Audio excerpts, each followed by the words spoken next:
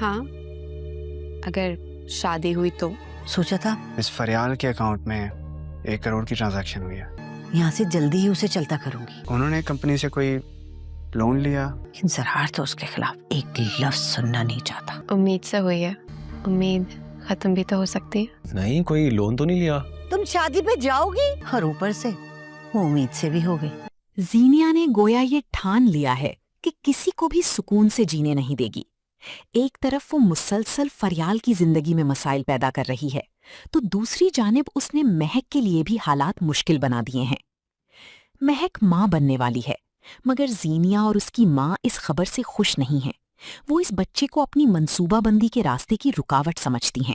اسی لیے وہ ایسی چالیں چلنے کا سوچ رہی ہیں جن سے مہک اور زرار کے درمیان فاصلہ پیدا ہو جائے. ادھر وہ فریال کی شادی کو بھی نشانہ بنانے کا ارادہ رکھتی ہیں اور کوشش میں ہے کہ کسی نہ کسی طرح یہ رشتہ ختم ہو جائے. زینیا بڑی ہوشیاری سے حالات کو اپنے حق میں موڑنے کی کوشش کرے گی، حتیٰ کہ وہ فریال کے اکاؤنٹ میں پیسے منتقل کر کے ایک نیا تنازع کھڑا کرنے کا پلان بناتی ہے.